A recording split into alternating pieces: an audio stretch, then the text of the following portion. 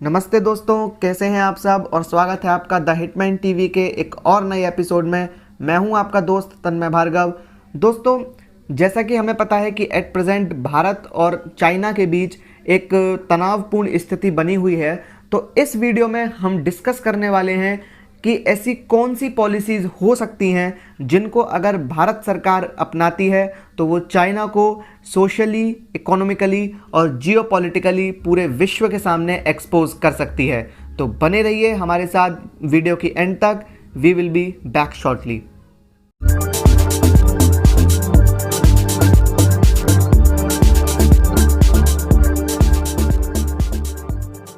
अब अगर हम आगे बात करें तो ऐसी टोटल 5 पॉलिसीज़ हैं जिनके थ्रू भारत चाइना को पूरे वर्ल्ड के सामने सोशली, इकोनॉमिकली और जियोपॉलिटिकली एक्सपोज कर सकता है।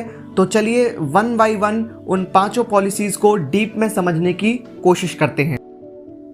तो दोस्तों, सबसे पहले अब हम बात करेंगे ताइवान या रिपब्लिक ऑफ चाइना के बारे में, जो अभी तक यूनाइटेड नेशंस या उसकी किसी भी सब ऑर्गेनाइजेशंस जैसे WHO का एक्टिव मेंबर नहीं है। अगर ताइवान इन ऑर्गेनाइजेशंस को ज्वाइन करने की बात करता है या अपने और भी कोई विचार व्यक्त करता है तो चाइना उसके इनिशिएटिव्स को कॉन्ट्राडिक्ट करके ये क्लेम करता है कि ताइवान एक सॉवरेन कंट्री नहीं है बल्कि चाइना की ही एक टेरिटरी है।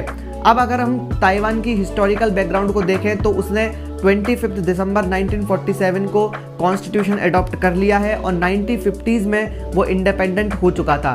तो भारत इस संबंध में ताइवान की कैसे मदद कर सकता है? तो ताइवान ने भारत से कुछ समय पहले वर्ल्ड हेल्थ असेंबली की मेंबरशिप के लिए हेल्प मांगी थी, जिसका यूएस ने बहुत खुले तौर पर समर्थन किया था, लेकिन भारत ने अभी तक ताइवान को इसका कोई पॉजिटिव आंसर नहीं दिया है। तो भारत को ताइवान जैसी नेबरिंग कंट्रीज की इस संबंध में मदद करनी चाहिए तथा उसको as a helping neighbour country के तौर पर स्टेबलाइज करके रखना चाहिए, और ये चाइना को सोशली और पॉलिटिकली बहुत बड़ा झटका होगा भारत की ओर से।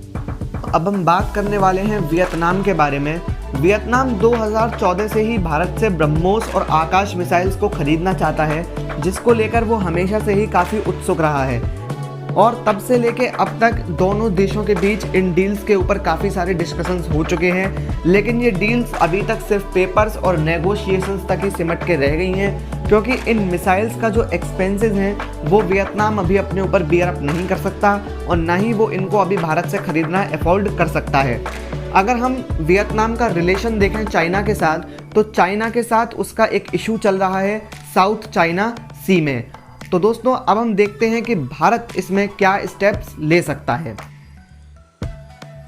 सबसे पहला तो ये कि भारत को वियतनाम के साथ जो डील्स चल रही हैं मिसाइल्स को लेके, उनके टर्म्स को थोड़ा सा इजी करना चाहिए ताकि वियतनाम उन मिसाइल्स को आसानी से खरीद सके।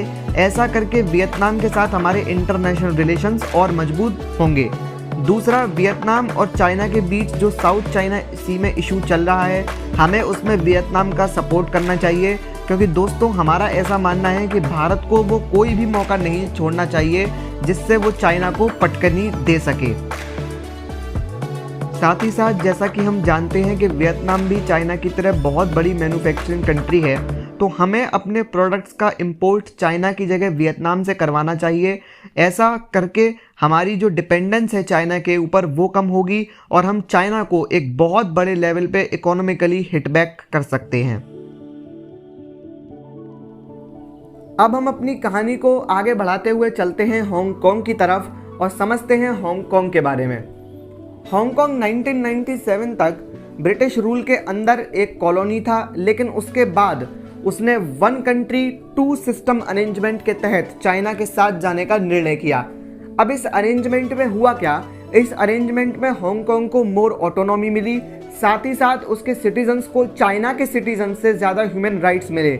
यहाँ तक कि उसने चाइना में फॉलो होने वाला कम्युनिज्म भी अपने यहाँ नहीं अपनाया। जैसा कि हम जानते हैं कि हर सिक्के के 2 पहलू होते हैं, और ये कहावत बिल्कुल सार्थक हुई हांगकांग के साथ उसके 1 कंट्री 2 सिस्टम अरेंजमेंट में। सिक्के के पहले पहलू में तो ये अरेंजमेंट काफ़ी देखने में हांगकांग को अच्छा लगा, लेकिन 2019 के अंत में हांगकांग को इस सिक्के का दूसरा पहलू भी देखना पड़ा, जब चाइना ने हांगकांग सिक्योरिटी लॉ इंट्रोड्यूस किया। इस लॉ के तहत अगर हांगकांग का कोई भी व्यक्ति हांगकांग में क्राइम करता है तो उसको पनिश करने का अधिकार अब हांगकांग का नहीं बल्कि बीजिंग यानी चाइनीज गवर्नमेंट का होगा। अब लोगों ने इस सिक्योरिटी लॉ का विरोध करने के लिए जगह जगह प्रोटेस्ट करना शुरू किया, लेकिन चाइना ने इन प्रोटेस्ट को रायोट्स का हवाला देकर लोगों पर अत्याचार करना शुरू किए, उनको मारा पीटा गया और यहाँ तक कि कई निर्दोषों का नरसंहार भी कर दिया गया। और आज स्थिति इतनी बिगड़ चुकी है कि due to the deaths of innocents ये प्रोटेस्ट एक विद्रोह का रूप ले चुके हैं। तो गवर्नमेंट ऑफ इंडिया इसमें कैसे रिलेटेबल है और वो क्या स्टेप्स इसको लेकर ले सकती है, ये अब हम जानने की कोशिश करते हैं। सबसे पहले तो गवर्नमेंट ऑफ इंडिया को ये करना चाहिए कि वो इन प्रोटेस्टर्स की वॉइस को अपलिफ्ट करे, साथ ही साथ इनको इंडिया में इनवाइट भी करे और अपने यहाँ की यूनिवर्सिटीज़ और उसके अलावा आईवी लीग यूनिवर्सिटीज़ में उनकी कॉन्फ्रेंसेस करवाए, ताकि पूरे विश्व को ये बात पता चले कि चाइना के द्वारा हांगकांग पर किस तरह का अत्याचार और किस तरह का अन्यायपूर्ण व्यवहार हांगकांग के साथ किया गया है। दोस्तों, इसके साथ साथ भारत को हांगकांग को ये भरोसा दिलाना चाहिए कि भारत हमेशा से उसका दोस्त है और रहेगा और हर परिस्थिति में वो हांगकांग की मदद करेगा। दोस्तों, अब हम बात करते हैं ऑयगर मुस्लिम्स के बारे में। आपके मन में ये सवाल ज़रूर आ रहा होगा कि कौन है ऑयगर मुस्लिम्स और उनका चाइना के साथ क्या कनेक्शन है। तो दोस्तों, ऑयगर मुस्लिम्स बेसिकली टर्किश ओरिजिन के मुस्लिम्स हैं जो चाइना की ही एक प्रोविंस शिंगयांग की कैपिटल उरुमकुई में रहते हैं। दोस्तों, गवर्नमेंट ऑफ चाइना बेहद क्रूर तरीके से इन ऑयगर मुस्लिम्स का नरसंहार कर रही है, यहाँ तक कि उसने 10 से 15 लाख ऑयगर मुस्लिम्स को जेल में भी डाल रखा है। लेकिन क्यों, क्या कसूर है इन लोगों का? इन लोगों का कसूर सिर्फ इतना है कि ये मुस्लिम हैं और ये अपने कस्टम्स को चाइना में फॉलो करना चाहते हैं। अगर मैं अब आगे आपको बताना चाहूँ तो यूएनएससी यानी यूनाइटेड नेशंस सिक्योरिटी काउंसिल में भी शिंगयांग में हुए इन नरसंहारों के लिए कई देशों ने चाइना को कड़ी फटकार लगाते हुए चेतावनी दी है। तो दोस्तों, अब हम आगे देखने की कोशिश करेंगे कि गवर्नमेंट ऑफ इंडिया इसमें क्या इनिशिएटिव्स ले सकती है। दोस्तों, इनिशिएटिव्स की अगर बात करें तो Australia, Belgium, Japan, UK, US, France, Canada और जर्मनी जैसी कंट्री भी पहले से ही ऑयगर मुस्लिम्स का सपोर्ट कर रही हैं। तो गवर्नमेंट ऑफ इंडिया को भी एक इनिशिएटिव लेते हुए इन ऑयगर मुस्लिम्स का सपोर्ट करना चाहिए, ताकि हम सोशली चाइना को पूरे वर्ल्ड के सामने एक्सपोज कर सके। दोस्तों, लास्ट में अब हम बात करने वाले हैं तिब्बत के बारे में। दोस्तों, जैसा कि आप जानते हैं कि तिब्बत हमेशा से ही भारत का एक बहुत बड़ा सपोर्टर रहा है और समय समय पे उसने ये बात प्रूव भी की है। हाल ही में भारत और चाइना के बीच जब फेस ऑफ हुआ था पेंगोंग लेक और गलवान वैली में, उसमें भी तिब्बतियन धर्मगुरु दलाई लामा ने भारत का पूर्ण रूप से समर्थन किया था।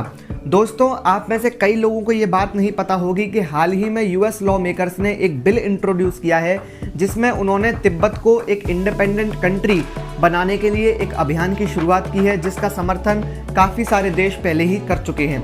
साथ ही साथ दोस्तों, आपको ये बात जान के भी बहुत आश्चर्य होगा कि तिबेटियन गवर्नमेंट इन एग्जाइल हमारे देश के ही हिमाचल प्रदेश में स्थित एक शहर डलहौजी से फंक्शनिंग करती है।